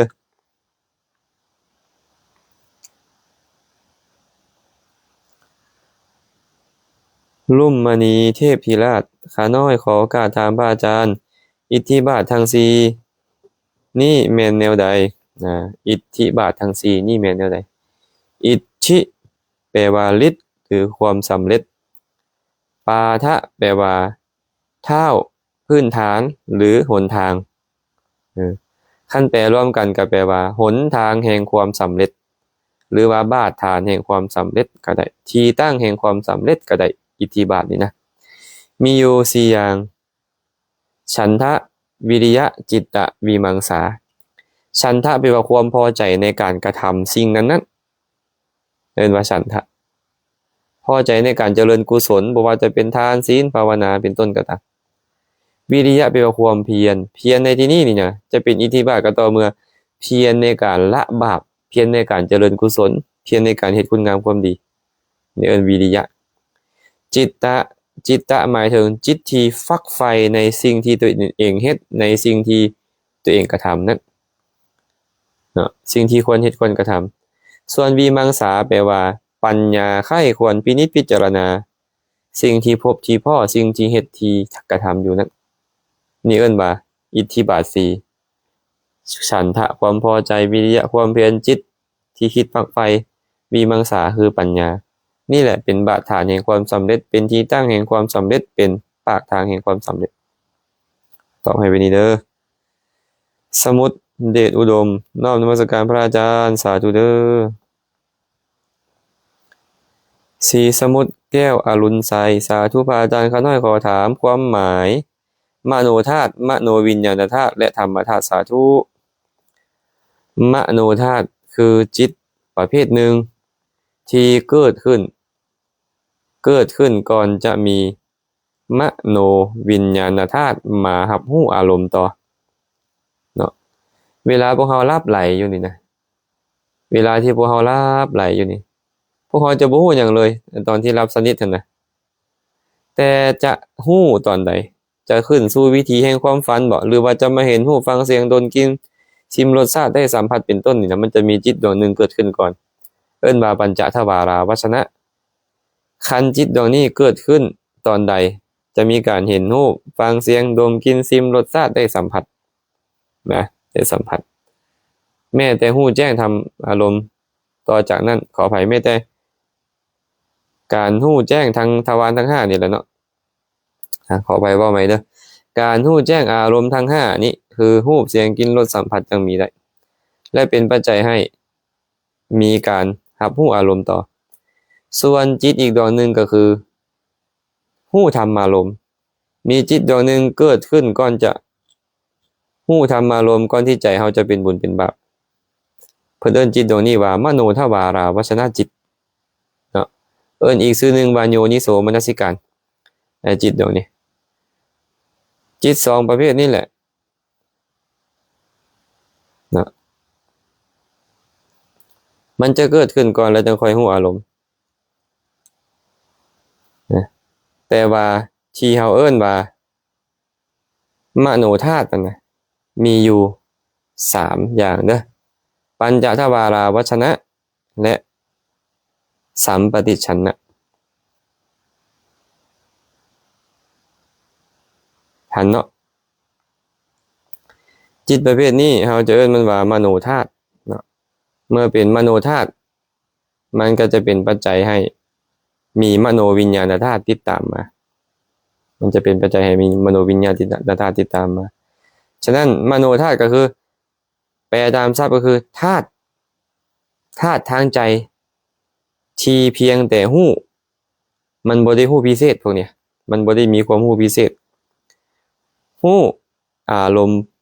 ที่เกิดขึ้นในระหว่างนั้นได้เท่านั้นแต่มโนวิญญาณธาตุนี่ฮู้พิเศษขึ้นเนาะมโนวิญญาณธาตุนี่นะมีหลายคันเว้าเรื่องนี้ต้องเว้าเรื่องวิถีจิตจึงจะเข้าใจ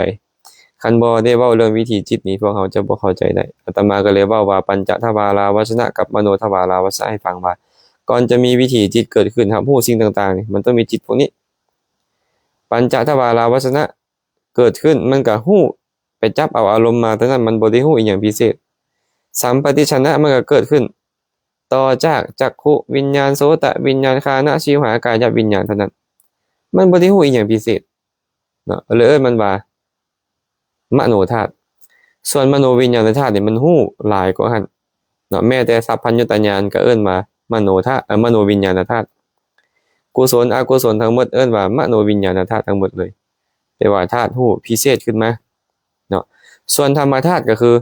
เป็นสิ่งที่มโนวิญญาณธาตุไปรับรู้มันเอิ้นว่าธรรมธาตุนะเอิ้นว่าธรรมธาตุจิตใจก็ตามความคิดก็ตามเนาะสิ่งที่มาปรุงแต่งใจทั้งหมดก็ตามเวทนาก็ตามสัญญาก็ตามรูปละเอียดก็ตามเอิ้นมันว่าธรรมธาตุเพราะมันบ่สามารถเห็นด้วยตาบ่สามารถได้ยินด้วยหูดมด้วยดังชิมรสด้วยลิ้นและสัมผัสด้วยกายมันจะฮู้ทางใจเท่านั้นก็เลยเอิ้นว่าธรรมธาตุบ่ฮู้ว่าผู้ฟังเข้าใจอาตมาบ่ คันอยากเข้าใจก็ต้องได้ชี้แจงโดนเติบเรื่องนี้นะได้ชี้แจงโดนเติบ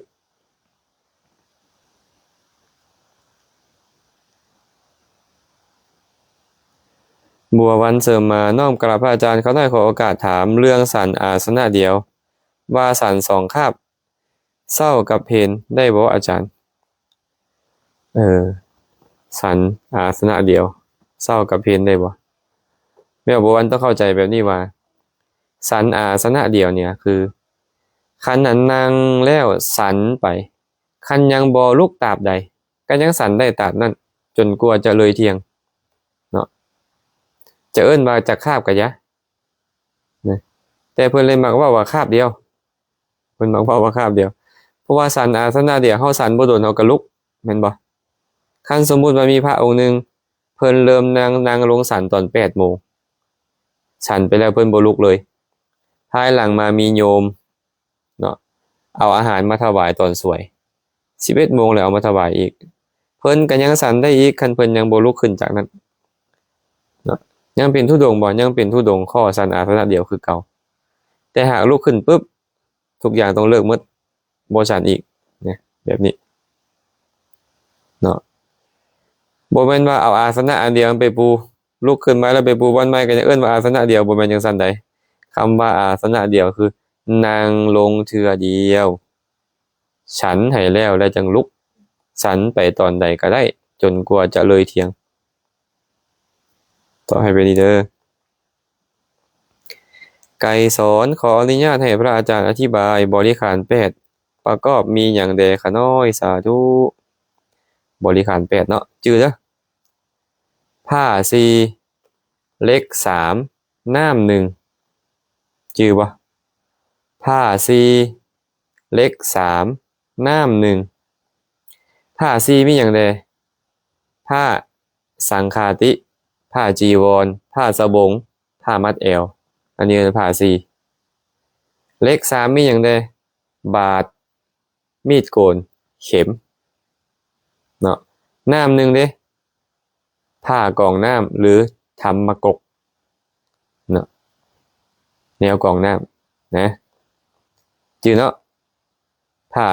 4เล็ก3น้ำ1นะเอิ้นว่าบริขาร8 4 3 1เป็น8เด้อคันยังบ่ชัดเจนก็ค่อยถามเข้ามาอีกเนาะหัดไสยสอนญาติธรรมอัตตปือเนาะน้อมกราบพระอาจารย์ด้วยความเคารพเด้อขะน้อยสาธุเพชรใหม่เพชรน้อมกราบนมัสการพระอาจารย์ขะน้อยติดตามรับฟังอยู่ไดพระอาจารย์อยู่เมืองไสธานีนครหลวงโอ้เพิ่นว่าเพิ่นอยู่เมืองไสธานีนี่เนาะน้อยไสยราชน้อมกราบนมัสการพระอาจารย์ขะน้อยขอโอกาสถามบางมื้อฟังธรรมะลาบ่ทันได้นั่งสมาธิได้บุญแตกต่างกันแบบใดพระอาจารย์ฟังธรรมะจะเป็นเหตุให้เกิดสุตตมยปัญญานั่งสมาธิก็เป็นเหตุให้เกิดสมาธิฟังธรรมปัญญานั่งสมาธิก็เฮ็ดให้สมาธิเกิดขึ้นกุศลก็แตกต่างกันน้อยนึงเนาะแต่ว่ามันสร้างเหตุให้จิตใจนะมันสงบถ้านั่งสมาธิปัญญาก็เฮ็ดให้กิเลสสงบได้คือกันนะนั่งสมาธิบ่ได้แม่นเจริญวิปัสสนาใดคันเจริญวิปัสสนาก็เป็นปัญญาคือกันท่านเนาะฟังธรรมสุตตมยปัญญานั่งสมาธิก็เป็นการได้กุศลแบบสมาธิเด้อคันฟังธรรมก็ได้กุศลแบบปัญญา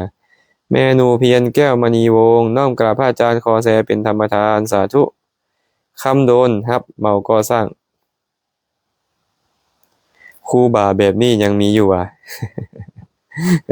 เพิ่นคงจะบ่มักเฮาปานใดเนาะเพิ่นก็เลยเข้ามาคอมเมนต์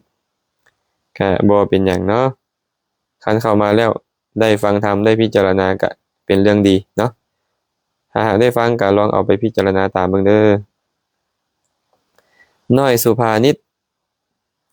ขอกราบถามข้าน้อยพระใช้โยมซักผ้าให้ได้บ่พระนี่นะใช้โยมซักผ้าให้ได้บ่ในสิกขาบทนิสสกิยปาจิตตีมีสิกขาบทหนึ่งที่พระพุทธเจ้าตรัสไว้ห้ามพระภิกขุใช้ภิกขุณีที่บ่แม่นญาติให้ซักจีวรเก่าหากใช้เป็นอาบัตินิสสกิยปาจิตตีพระพุทธเจ้าห้ามแต่ใช้ภิกขุณีที่บ่แม่นญาติพี่น้องให้ซักผ้าให้เถิงแม่นเป็นภิกขุณีพระผู้หญิงหั่นนะแต่เป็นญาติพี่น้องก็ใช้ให้ซักได้สิกขมานาก็ใช้ให้ซักได้สามเณรีก็ใช้ให้ซักได้แต่ว่าห้ามภิกขุณีที่บ่แม่นญาติแล้วญาติโยมล่ะได้บ่ล่ะมันก็บ่ได้ผิดหยังเนาะบ่ได้ผิดหยังแต่ว่าอาจจะผิดใจคนบางคนที่เขาบ่มัก หลายๆอย่างนี่น่ะเนาะ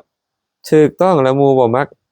เขาก็บ่มักคือเก่าเขาก็ว่าคือเก่าเขาก็ตำหนิติเตียนคือเก่าบางอย่างหั่นนะ สำหรับคนที่เขาบ่ค่อยมีเหตุผลปานใดเนาะอันคนมีเหตุผลก็มาสนทนาว่าอันนี้แม่นความจริงบ่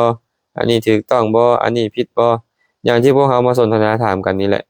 ก็เราอยากรู้ว่าอันใดถูกอันใดผิดแม่นบ่อันใดถูกต้องบ่ถูกต้องเราอยากรู้แบบนั้นถามว่าเรารู้ได้จังไดล่ะถูกต้องบ่ถูกต้องก็คำสอนนี้เป็นคำสอนของพระพุทธเจ้าเรากำลังมาล้มกันเรื่องคำสอนของพระพุทธเจ้าคันคำสอนของพระพุทธเจ้าเขาก็ต้องบอกว่าพระพุทธเจ้าตัดไว้บ่อนใดแดห้ามอีหยังไว้แดอนุญาตอีหยังแดเราก็ต้องเอาพระพุทธเจ้าเป็นหลักว่าพระองค์ห้ามแนวนี้เด้อบ่ควรเด้อพระองค์อนุญาตแนวนั้นสมควรพระองค์แนะนำให้ประพฤติปฏิบัติตามแบบนี้เราก็ต้องเอาแบบนั้นบ่แม่นเอาตามใจเราเด้เนาะบ่แม่นว่าข้อยคิดว่ามันบ่ดีล่ะสิบ่ดีโลดก็บ่แม่นข้อยคิดว่ามันดีมันถูกก็สิถูกโลดก็บ่แม่นก็ยังบอกเลยว่าธรรมะคำสอนของพระพุทธเจ้าพระพุทธเจ้าเพิ่นสอนความจริงเฮาก็พิจารณาตามความเป็นจริงตามที่เพิ่นสอนบ่ให้เอาทิฏฐิความเห็นเฮาเป็นที่ตั้งแม่นบ่ล่ะเนาะญาติโยมเฮาก็เลยต้องมาร่วมกันสนทนากันประเด็นใดที่มันพอจะเอามาประพฤติปฏิบัติได้บางคนนี่มักตำหนิหมู่ไปถามอีหยังแนวนั้นเอ้าก็แนวหมู่บ่ฮู้หมู่ก็ถาม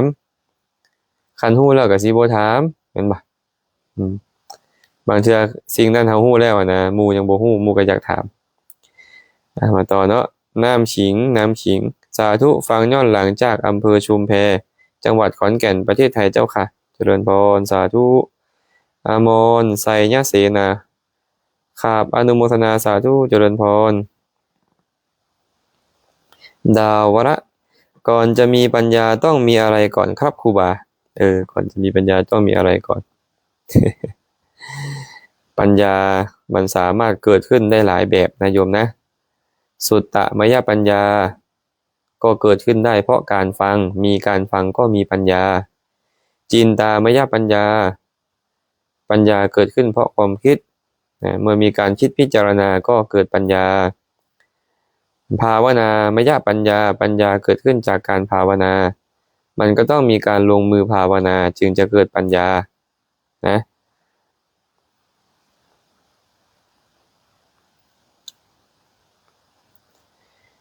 เพชรดาวง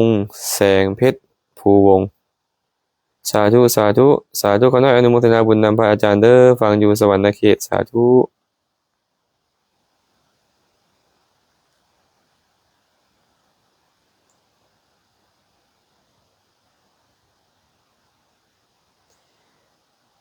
แม่ดำดวนสุขภูวงสาธุครับนมัสการพระอาจารย์ขอน้อยอยากถามว่าก่อนนอนขอน้อยสมาทานศีล8ได้บ่ขอน้อยได้เลยเนาะดีเลยความจริงได้ศีล8เนี่ยสมาทานตอนใดก็ดีหมดแต่ถามว่าสมาทานก่อนนอนดีบ่ดีหลายเนาะเฮ็ดโลดเด้อ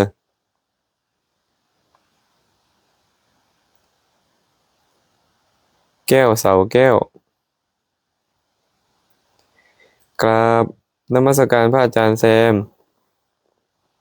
โยมแม่อยากถามโยมแม่ไปทำความสะอาดที่วัดแล้วโยมหิวน้ำกินน้ำวัดได้ก็สาธุ เจริญพรกินน้ำวัดก็ยังไม่ผิดอะไรถ้าหากน้ำนั้นไม่ใช่ของสงฆ์เนาะถ้าเป็นของพระภิกษุหรือเป็นของโยมที่เขานำไปวางไว้เป็นของส่วนตัวของพระภิกษุเราก็สามารถดื่มได้แล้วก็ไปบอกท่านว่าโยมขอดื่มน้ำอะไรอย่างนี้ประมาณนี้เนาะแต่ถ้าน้ำดื่มนั้นมันเป็นของสงฆ์ที่ท่านยังไม่ได้แจกกันสงฆ์ยังหวงแหนอยู่อันนี้ก็จะเป็นหนี้สงฆ์ไปเนาะก็ต้องหาอะไรมา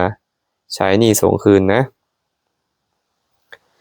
แทนบุญเหนียมน้อมข้าพระอาจารย์ด้วยความเคารพขน้อยร่วมอนุโมทนาสาธุบุญสาธุเด้อลุ่มมณีเทพพิราชข้าน้อยขอโอกาสถามพระอาจารย์ข้าน้อยอยากรู้อิทธิบาท4ตอบแต่เด้อน้อมกราบสาธุนะพระอาจารย์ที่บรรยายทำให้แจ้งกระจ่างติงจันทพวงสาธุเพชรมณีหอมสมบัติน้อมนมัสการพระอาจารย์สาธุเด้อปุ๋ยโยมปุ๋ยเนาะ น้อมกราบพระอาจารย์ด้วยความเคารพสาธุ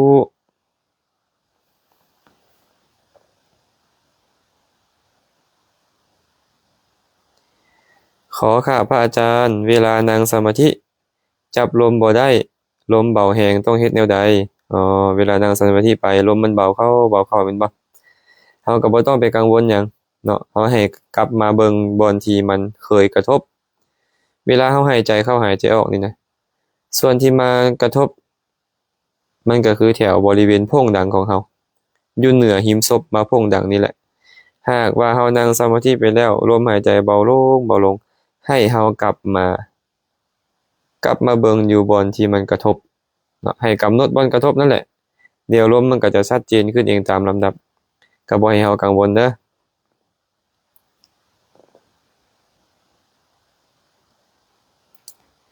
คำโดนก่อสร้าง เพิ่นบอกว่าพระลาวกินข้าวแลงกินเบียร์นำบ่